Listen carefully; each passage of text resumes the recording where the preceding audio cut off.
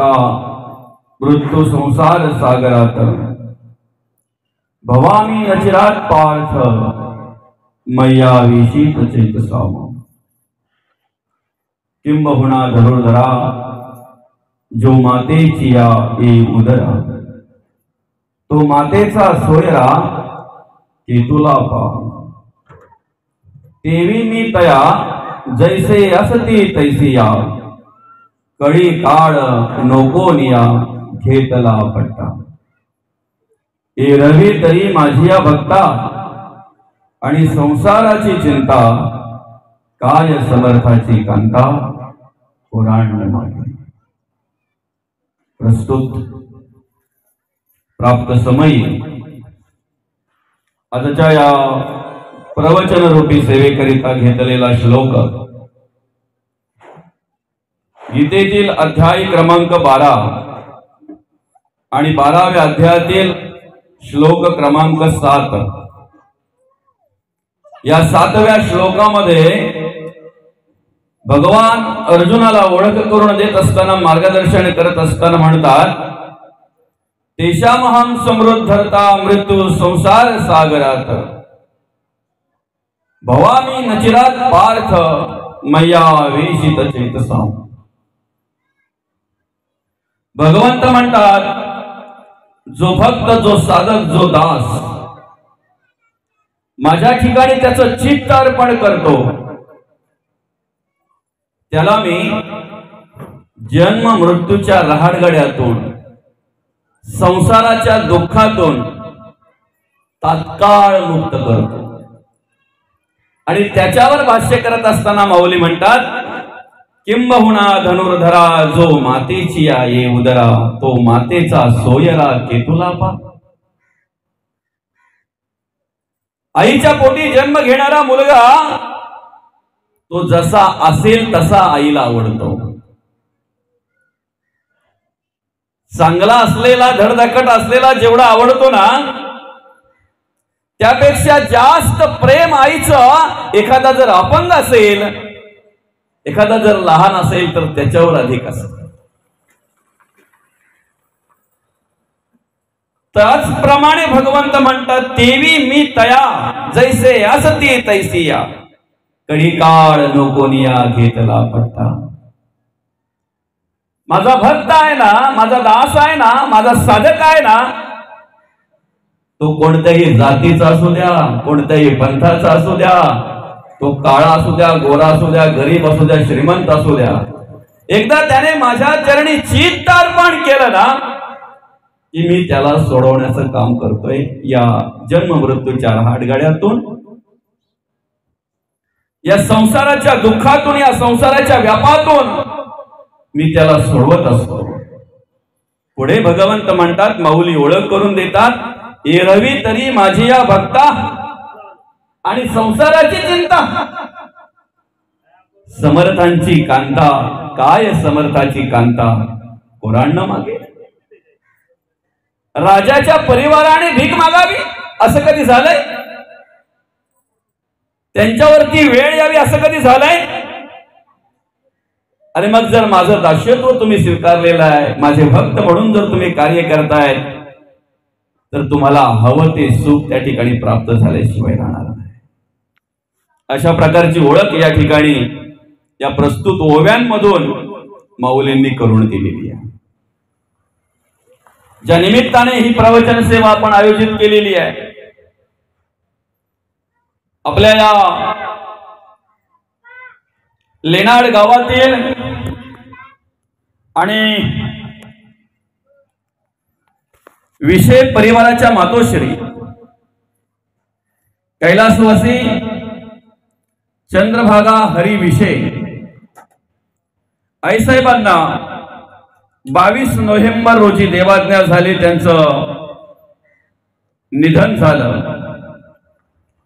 आणि त्यांच्या उत्तर कार्यांच्या निमित्ताने आज आपण या ठिकाणी ही प्रवचन सेवा आयोजित केलेली आहे खरं तर मुलांवर झालेले जे संस्कार असतात ना मुलांकडे पाहायला मिळणारे जे काही चांगले विचार असतात मुलांकडे कौतुक करण्यासारखे जे काही मुलांकडे गुण असतात ना, ते गुण, ती कर्म, ते विचार, ही देणगी आई वडिलांची असते, हे संस्कार आई वडिलांचे असतात. आपुलिया स्वहिता जो असे जागता, धन्य माता पिता तयाची. ज्याच्याने हित आहे, ज्याच्याने आम्हाला परमार्थ करण्याची सद्बुद्धी उत्पन्न होते, भक्ती करण्याची सद्बुद्धी उत्पन्न होते, हे विचार जे आमच्याकडे निर्माण होतात, हे संस्कार आमच्या आई वडिलांचे असतात. कारण कुठल्याही मुलाला मुलीला आई वडील वाईट कर्म शिकवत नाहीत, कधीच नाहीत.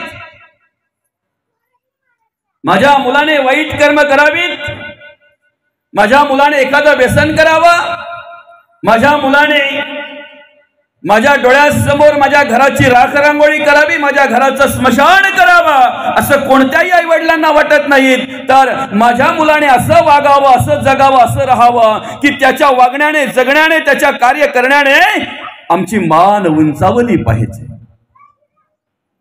चार चौघांमध्ये ज्या वेळेला माझा मुलगा माझी मुलगी असेल ना, त्यावेळेला छातीवर हात ठोकून स्वाभिमानाने सांगता आलं पाहिजे, माझी मुलगी आहे ती, माझा मुलगा आहे तो. अशा प्रकारे कर्म करावीत असं प्रत्येक आई वडिलांना वाटतंय, आणि त्याचप्रमाणे आई वडील संस्कार करत असतात.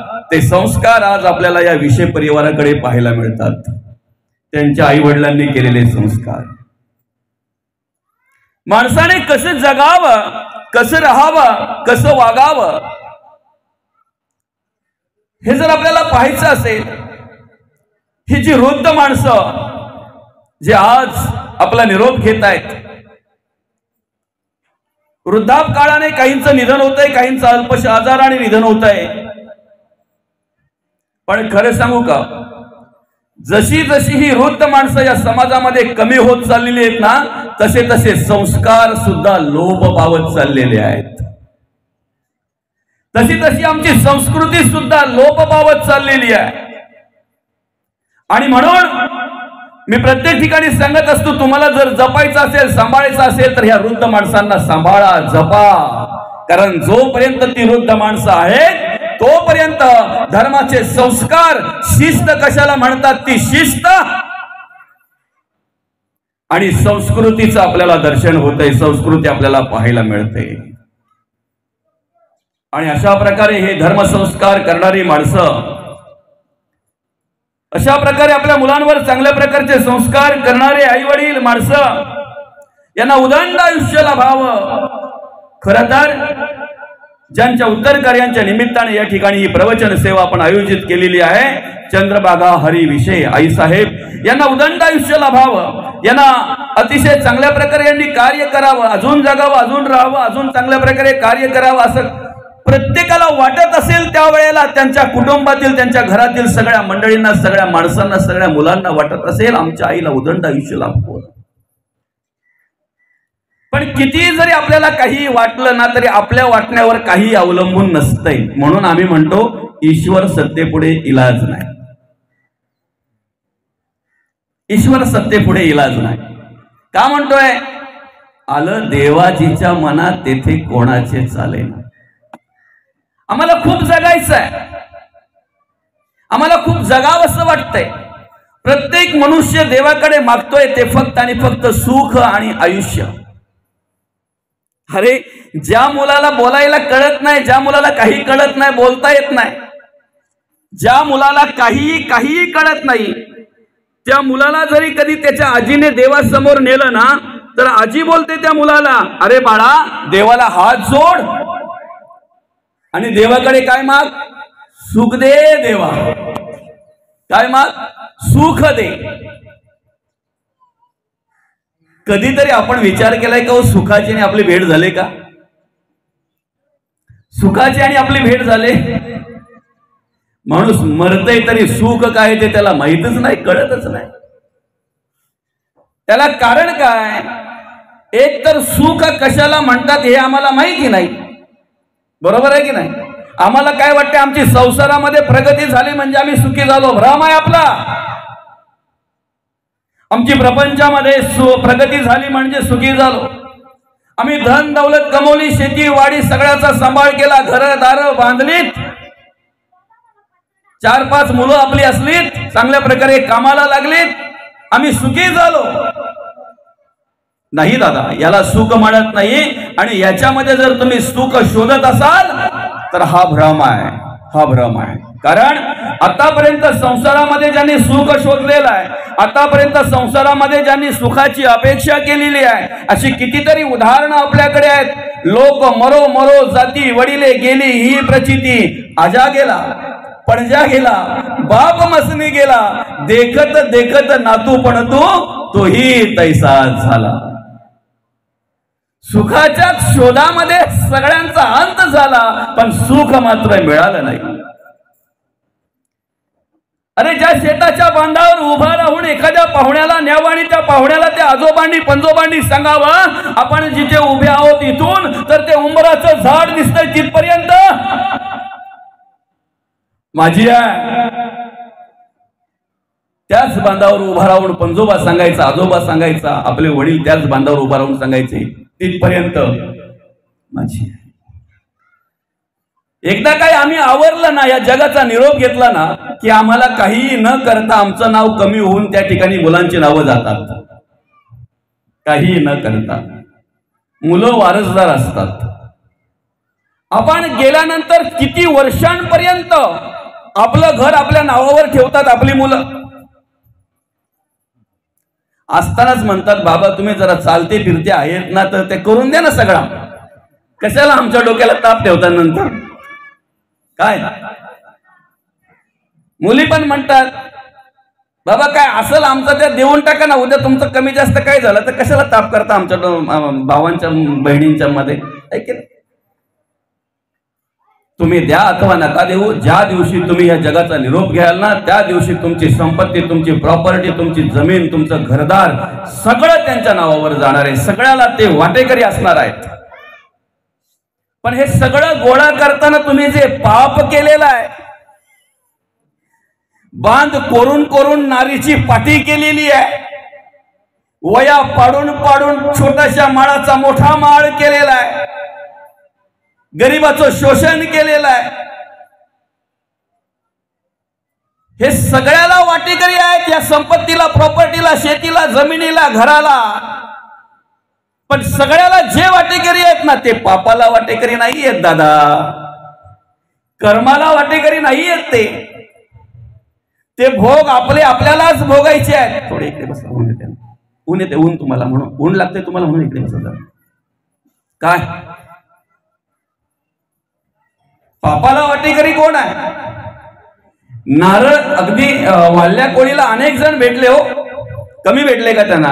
7 रांजण भरले होते म्हणजे किती भेटले असतील? अनेक भेटले.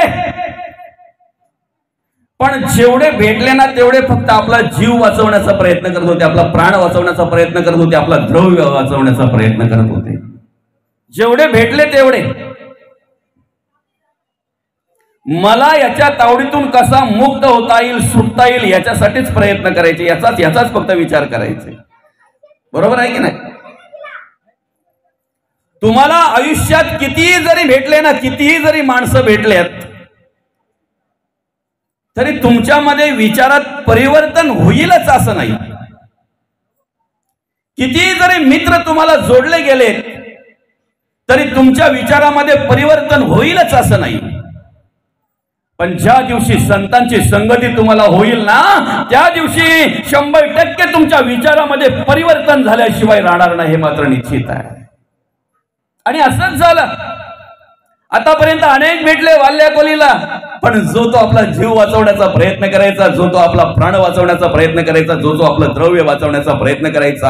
आता काय झालं? नारद मुनी समोर आले, संतांच्या रूपाने, नारद मुनीच्या रूपाने संतांचं दर्शन झालं आणि घेतले त्यांना जवळ. त्या वाल्या कोळ्याने म्हणे, दे तुझ्याकडे काय आहे ते. अरे म्हणे, करतोय काय तू?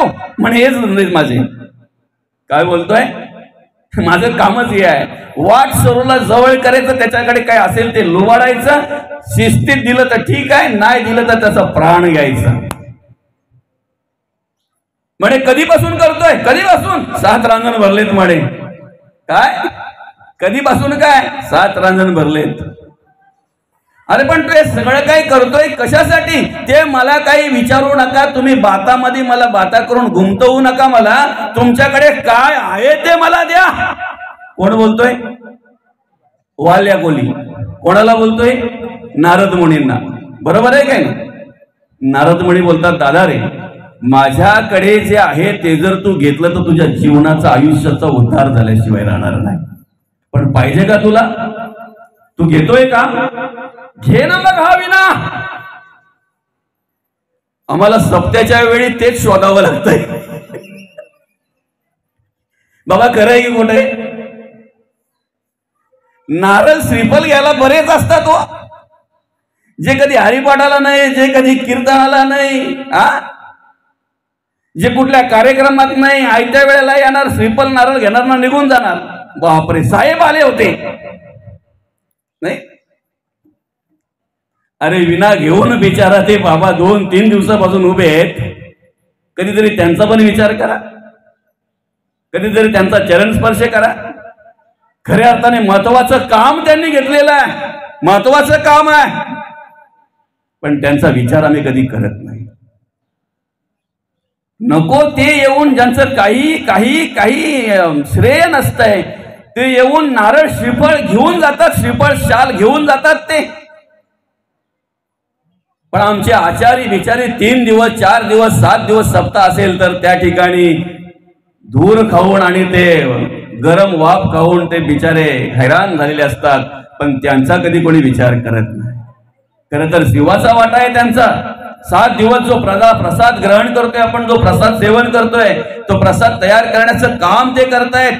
तो कसा चांगला होईल विचार करतायत, कशा प्रकारे रुचकर होईल, चांगल्या प्रकारे होईल, त्याला चव कशा प्रकारे चांगली येईल त्यासाठी ते प्रयत्न करतायत. पण त्यांचा विचार कधी केला जात नाही, आहे की नाही?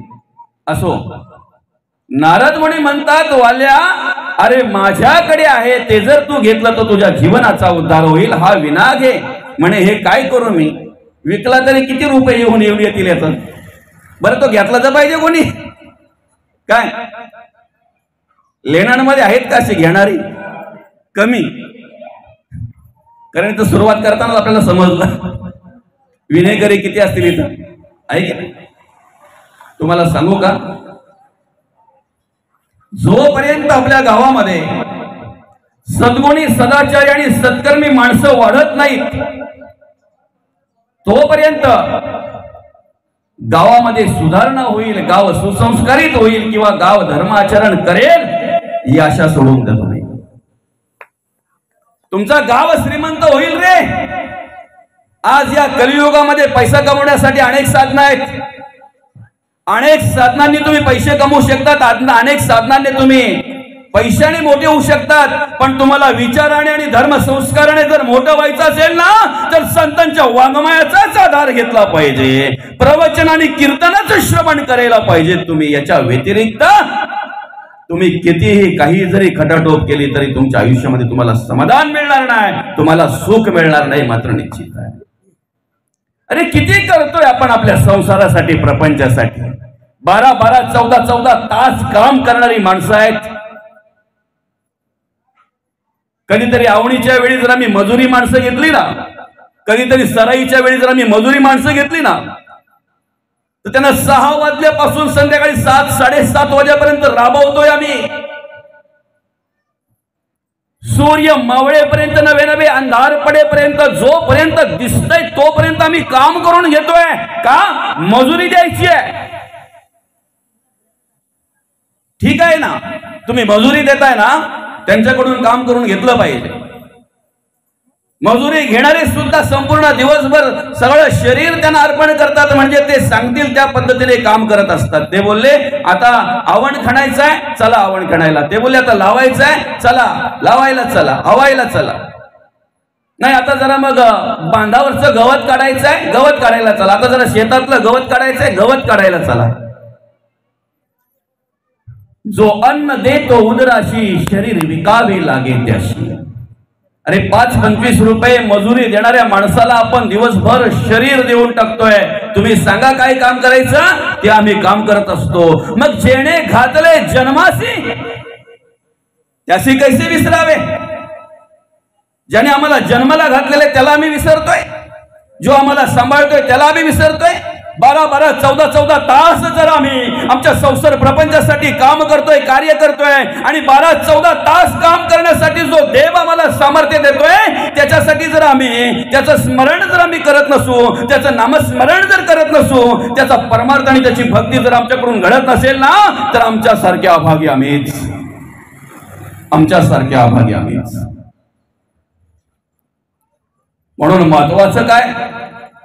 नारद मुनी म्हणतात माझ्याकडे दुसरं आहे, विना तुझ्या काही कामाचं नाही. नाही, मग माझ्याकडे दुसरं आहे ते घेतो का तू? म्हणे काय? नारायण नारायण, हे नाम घे, ही माझ्याकडे असलेली संपत्ती आहे, हे नाम घे, तू उद्धार होईल तुझा. नाही म्हणे, ते घेऊन मी काय करू? माझं पोट भरेल असं काहीतरी सांगा ना. अरे त्याच्याने कदाचित तुला वाटेल पोट भरणार नाही, पण कसं पोट भरावं ही सद्बुद्धी तुला येईल ना दादा.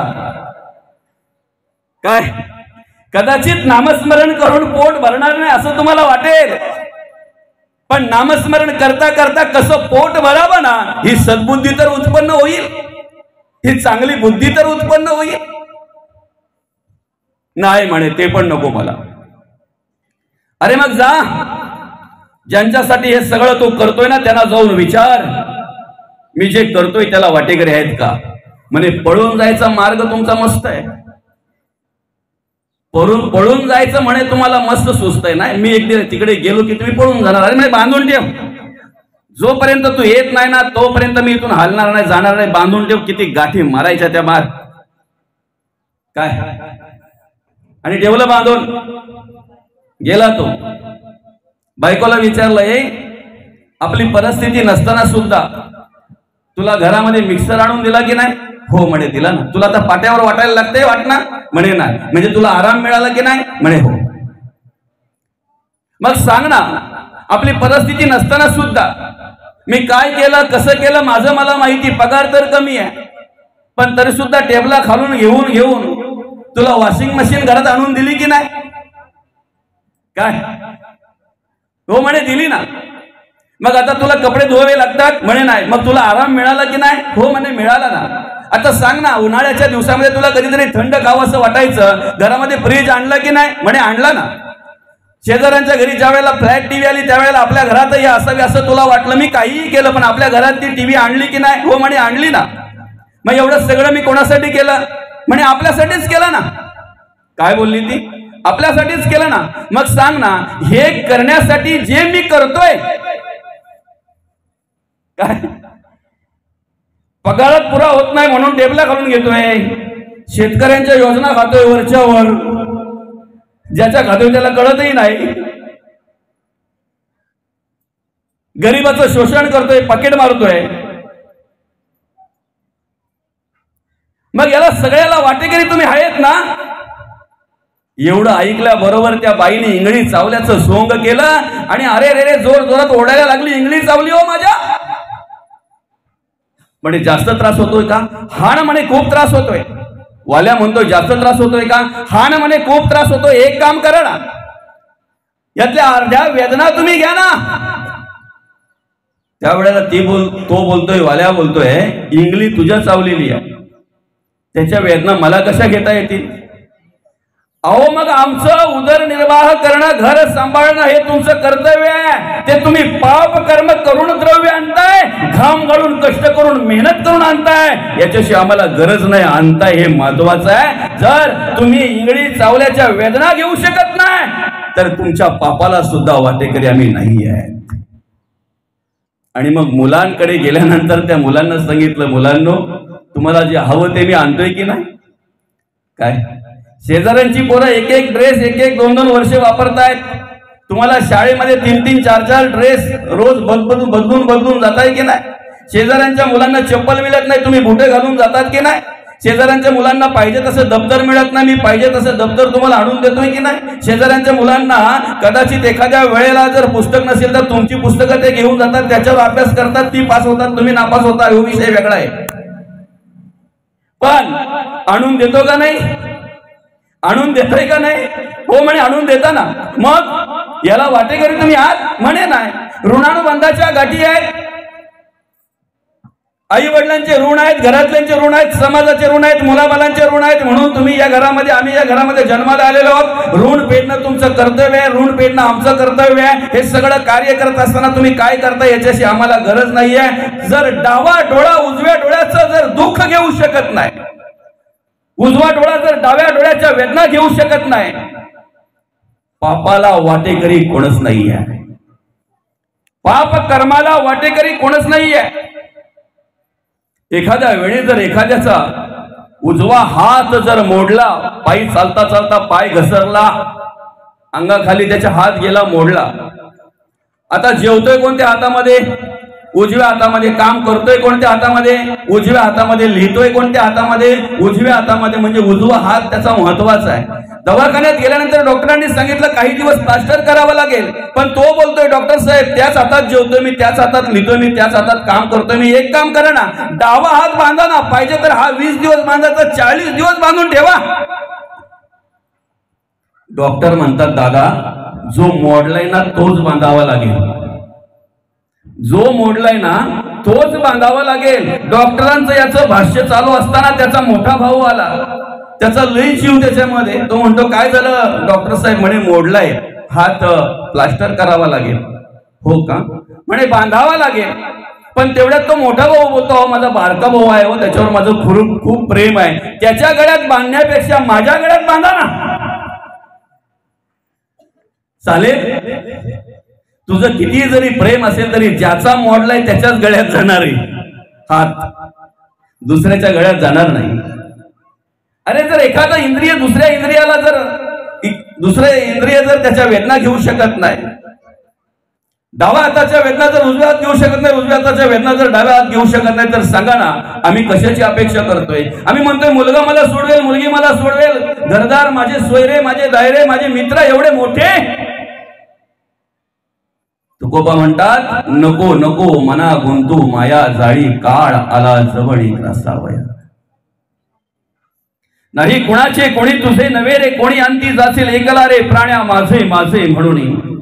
बंधू कुणाची, बहीण कुणाची, कोण कुणाचे, सगळे सोयरे मेल्या पाठी सर्वच राहील, तुटतील धागे दोरे प्राण्या मायेचा बाजार.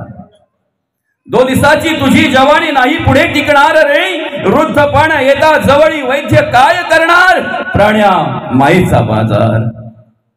नाही कुणाचे कोणी तुझे नव्हे रे, कोणी अंती जाशील एकला रे प्राण्या माझे माझे म्हणून.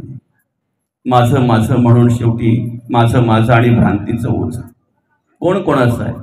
मुलं सोडवणार आहेत शेवटच्या वेळेला, मुली सोडवणार आहेत शेवटच्या वेळेला, घरातले सोयरे दायरे मित्रमंडळी कोण कोणाचा? पिता जगी या माता ही कवणाची, कन्या पुत्र ही नसती आपले, भार्या तर परक्याकडची, बंधू भगिनी सगळे सोयरे आप इष्ट संपत्तीची, कोणी नसे या जगी आपुले धरी कास तो धर्माची. जगी ज्यास कोणी नाही त्यास देव आहे. ज्या वेळेला आपलं कोणीही नसतंय ना, ज्या वेळेला घरामध्ये एखाद्या वेळेस जर एखादा मनुष्य काही दिवस जर समजा खॉट मध्ये पडला ना, तर 1-2 महिना घरातले व्यवस्थित सेवा करतात, नंतर कंटाळतात. दुसऱ्या 4थ्या महिन्यामध्ये देवाला सांगतात देवा एकदाचा सोडव त्यांना पण आणि आम्हाला पण. नंतर मग मात्र जरा अजून कानाडोळा करतायत. पण तुम्हाला सांगू का, ज्यांच्यासाठी आपण आयुष्यभर सगळं काही करतोय ते ज्या वेळेला पाठ फिरवतायत ना, त्या वेळेला सुद्धा आपला सांभाळ करणारा फक्त देव असतो. कोणी नसतंय ना त्यावेळेला अंतरात्मा आपल्याला सांभाळत असतो. कोणी नसतंय, शेवटच्या श्वासापर्यंत तो अंतरात्मा आपल्याला सांभाळत असतो. शेवटच्या श्वासापर्यंत अंतरात्मा आपल्याला सांभाळत असतो. कोणी नसतंय त्यावेळेला. खर तर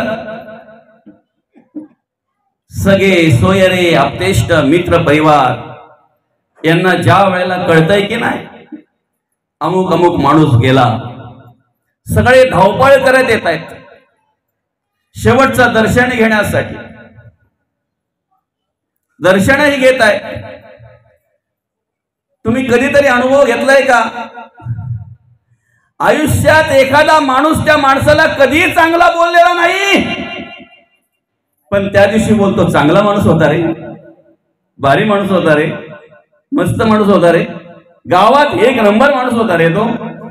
काय अरे भिकाऱ्या, पहिले जर असं बोलला असतास ना तर त्याला जरा बरं वाटलं असते रे. आम्ही हे जीवन जगत असताना, आमचं आयुष्य क्रमण करत असताना, मार्गक्रमण करत असताना माणूस माणसाला समजून घेत नाही, हीच मोठी जीवनाची व्यथा आहे दादा. आम्ही कार्य करत असताना आम्हाला विरोध करणारे अनेक असतात, आमच्या तंगड्या खेचणारे अनेक असतात, आमचं ते कार्य सिद्धीला जाऊ नये म्हणून प्रयत्न करणारे अनेक असतात. माणूस माणूस म्हणून जगत असताना माणूस म्हणून समजून घ्यायला कोणी तयार नसतंय आणि समजून घेत नाही, हीच जीवनाची कथा आहे. आणि तो माणूसच चांगला होता हे ऐकण्यासाठी त्या माणसाला मरावं लागतंय. हीच तर मोठी जीवनाची व्यथा आहे दादा, हीच तर मोठी जीवनाची व्यथा आहे. स्मशानापर्यंत आहेत सगळे, दर्शन घेतला की बाजूला होतात, काही अग्नी देईपर्यंत थांबतात तर काही तेही थांबत नाहीत.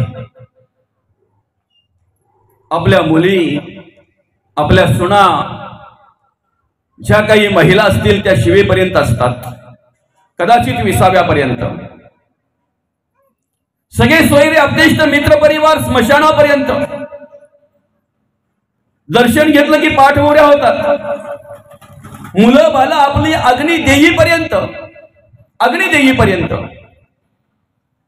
पण त्याच्यानंतर मात्र त्या ठिकाणी सुद्धा जगी जास कोणी नाही, एकटाच बिचारा जळत असतोय रे, एकटाच जळत असतोय. कधीतरी त्या जळणाऱ्या चितेवर जळणाऱ्या माणसाचं निरीक्षण करा, कधीतरी निरीक्षण करा.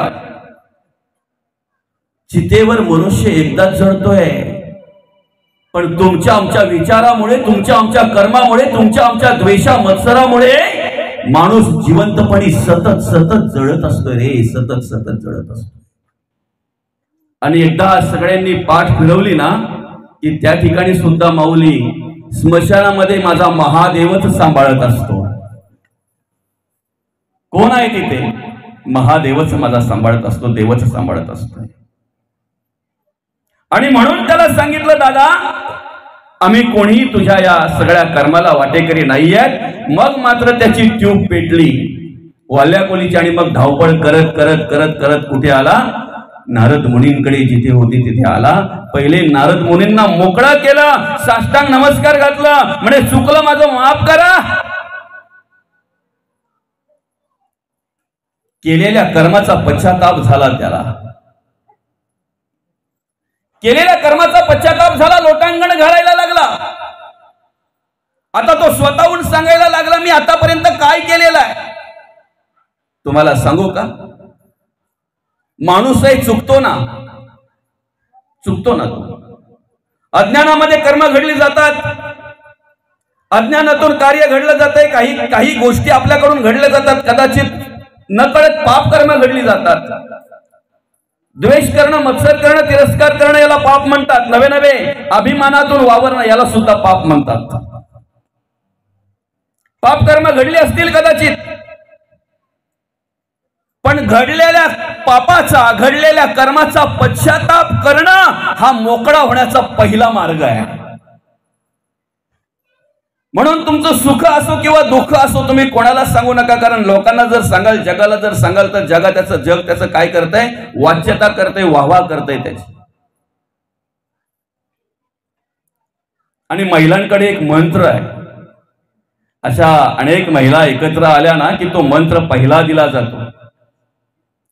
2 महिला जर एकत्र आल्या आणि त्या 2 महिलांपैकी एखाद्या महिलेला जर काहीतरी गुपित असं काहीतरी सांगायचं आहे तर तो पहिला मंत्र देते, तुला सांगते कोणाला सांगू नको. खरं आहे की नाही? पहिला मंत्र काय? तुला सांगते कोणाला सांगू नको. कारण हिलाही कोणीतरी तो मंत्र दिलेला असतो.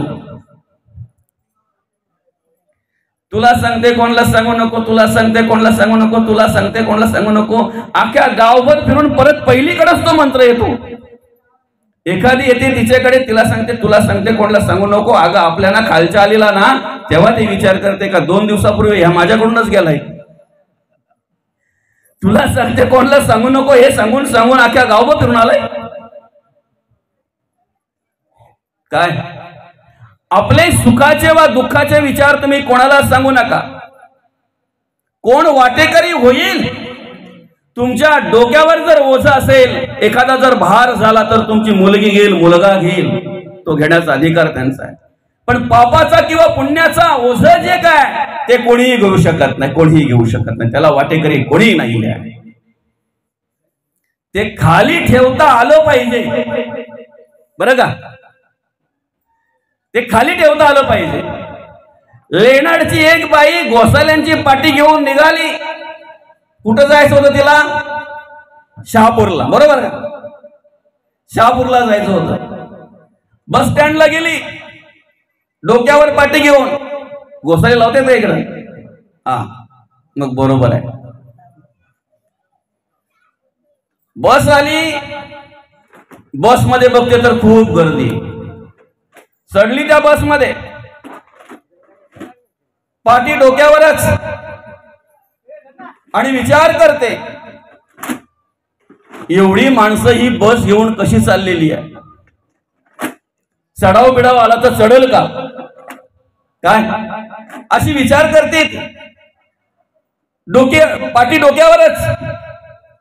तेवढ्यात शेजारची एक तिचीच शेजारीण बोलते, शेजारी उभी असलेली एक ताई बोलते तिला, काकू अगं पाटी खाली ठेव. गोसाल्यांची पाटी तुझ्या डोक्यावर तुला जड नाही झाली का?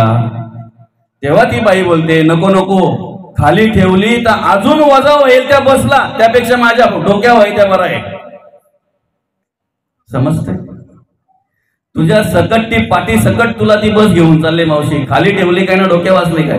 तुझं ओझं जर कमी करायचं असेल तर ती खाली ठेव, पण आम्हाला डोक्यावर बरं वाटतंय काय?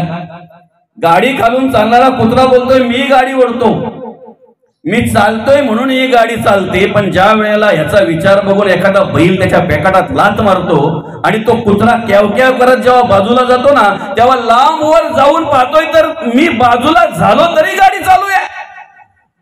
तेव्हा त्याचा भ्रम बाजूला होतो. मी आहे म्हणून तुम्ही खाता, मी आहे म्हणून तुम्ही जगता, मी आहे म्हणून तुमचं चाललंय. दादा असे कितीतरी गेले, असे कितीतरी गेले.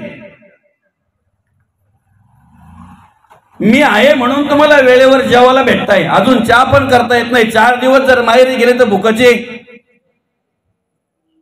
अशा कितीतरी बाया गेल्या, पण कोणीही भुकेलेलं राहिलेलं नाही.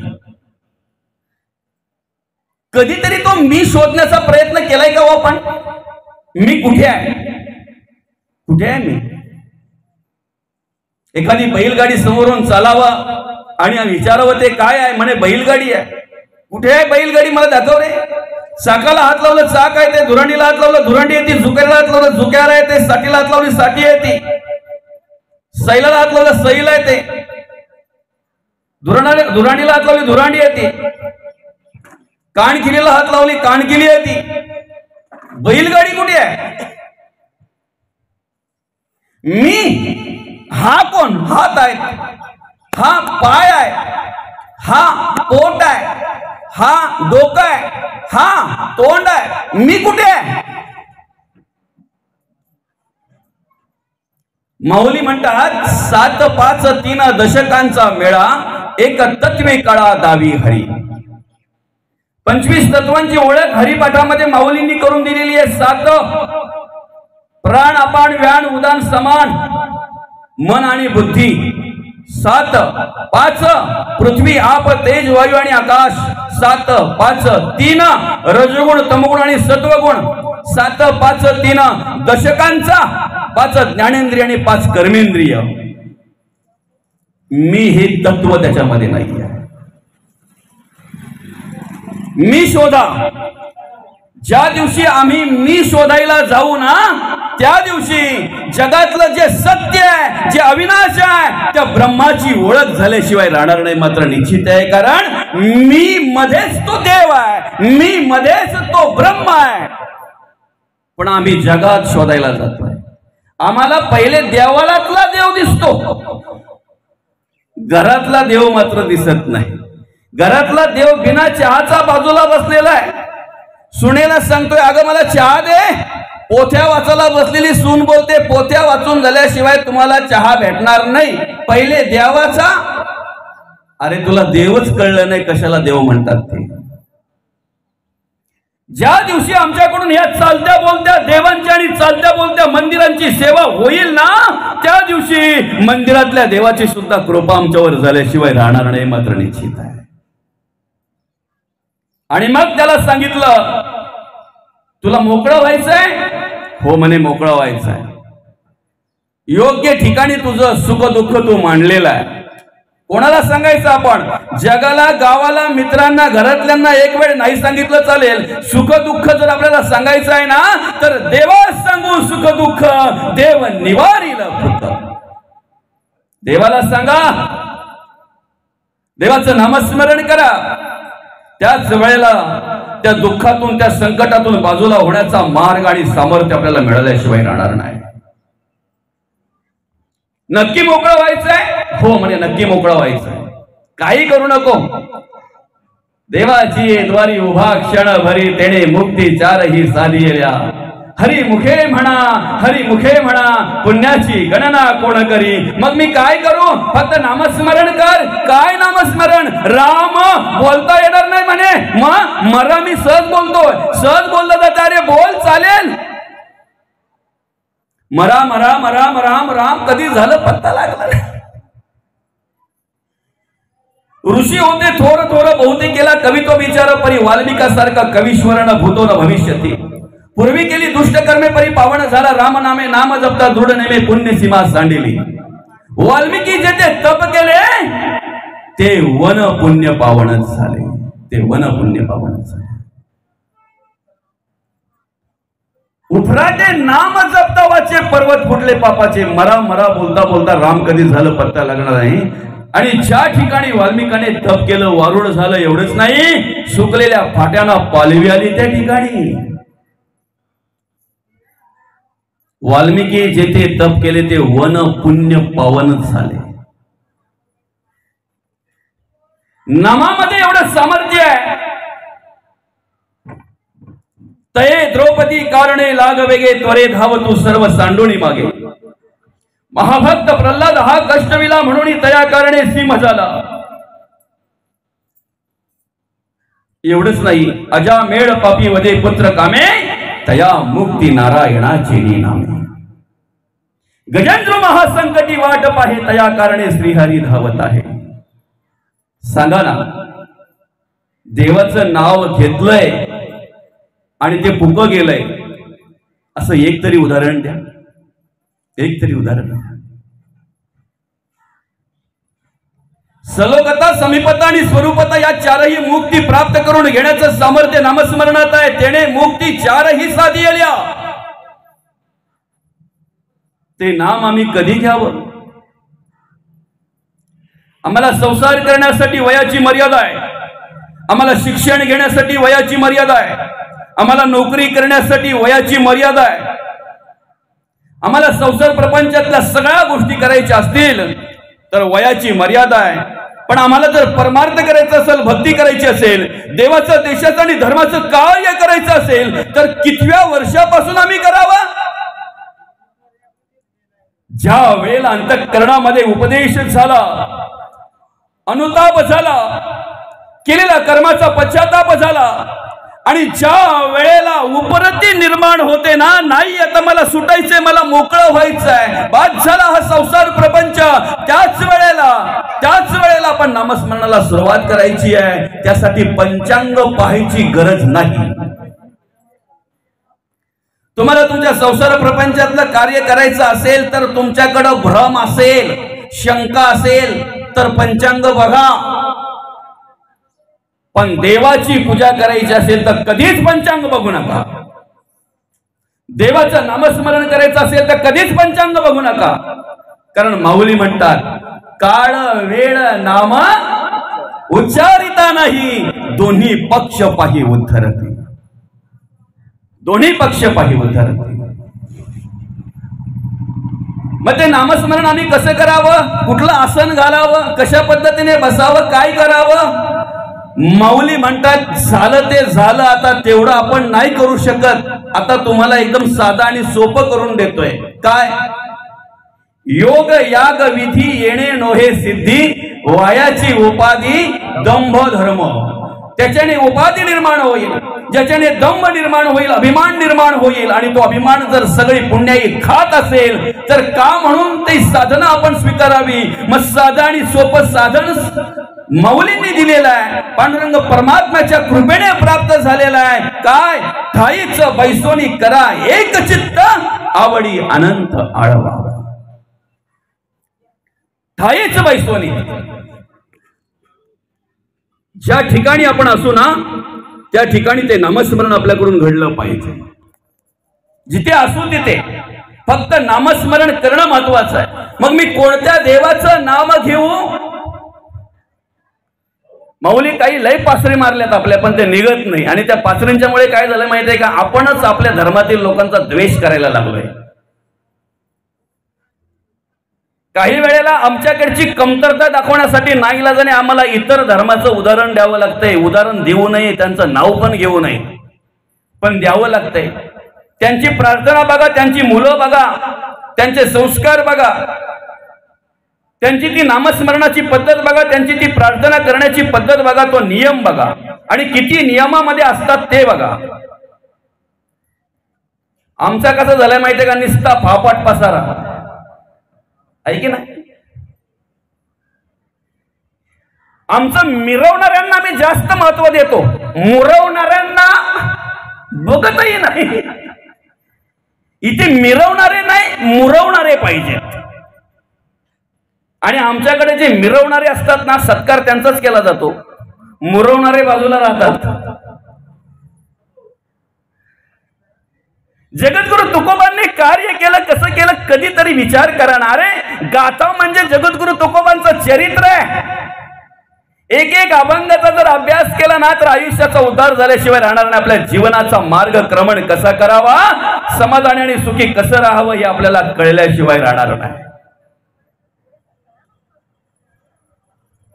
21-22 वर्ष फक्त माऊलींनी कार्य केलं, ज्ञानोबांनी कार्य केलं, संजीवन समाधी घेतली.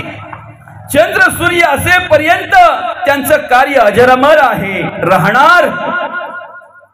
16व्या वर्षी ज्ञानेश्वरी लिहिलेली माऊलींनी आज 100 वर्ष जगणाऱ्या माणसाने सुद्धा त्या ज्ञानेश्वरीचा अभ्यास करावा आणि आपल्या जीवनाचा उद्धार करून घ्यावा.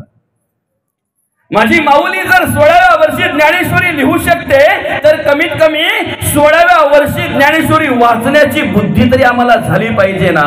अरे 60-60 वर्षाचे होईपर्यंत जर ज्ञानेश्वरीची तुमची भेट नसेल, शेळीच्या गळ्यातल्या सडासारखे रे तुम्ही, मोराच्या पंखावरच्या डोळ्यासारखे रे तुम्ही. सांगा ना, मोराच्या पंखावरच्या डोळ्यातून मोर किती जग पाहू शकतो? शेळीच्या गळ्यातल्या सराच्या खाली किती वेळ राहिलो म्हणजे दूध येईल? माणूस म्हणून जन्माला घातलंय देवाने, कमीत कमी तेवढा तरी विचार करा. प्राण्यांमध्ये आणि पक्ष्यामध्ये काय फरक आहे आणि माझ्यामध्ये काय फरक आहे एवढा तरी विचार करा. बाकीच्या गोष्टी माऊली आम्हाला कळतात. आमच्या घरात जर कांद्यांची गोण आणली तर त्यातले कांदे ऐक नाही. आता कांद्यांची गोण आणून देण्याचं काम कोण करते? पुरुष. आणि त्यांना मोकळे करण्याचं काम, त्यांना सांभाळण्याचं काम कोणावर असते? महिलांवर. मग तुम्ही सांगा ना, रागाने, द्वेषाने, तिरस्काराने तुम्ही कोणते कांदे फेकून देता? हा, नासका हा शब्द चांगला आहे. ज्या दिवशी तुम्ही तुमच्या आयुष्यातले नासके कांदे फेकून द्याल ना, त्या दिवशी तुमचं आयुष्य सुंदर झाल्याशिवाय राहणार नाही, त्या दिवशी तुमचं जगणं सुंदर झाल्याशिवाय राहणार नाही. पण नासके कांदे माऊली आम्ही जवळ ठेवतोय का माहितीये का? तर ते आमची स्तुती करतात म्हणून आम्हाला स्तुती करणारे खूप आवडतात. तुमच्या वाईट विचारांचे समर्थन करणारे 100 मित्र जवळ करण्यापेक्षा 2च मित्र ठेवा. संतांचे विचार तुमच्याकडे निर्माण होतील, परमार्थ आणि भक्ती तुमच्याकडून घडेल. फक्त 2 मित्र जवळ ठेवा. काय आग लावायची का त्या 100 मित्रांना?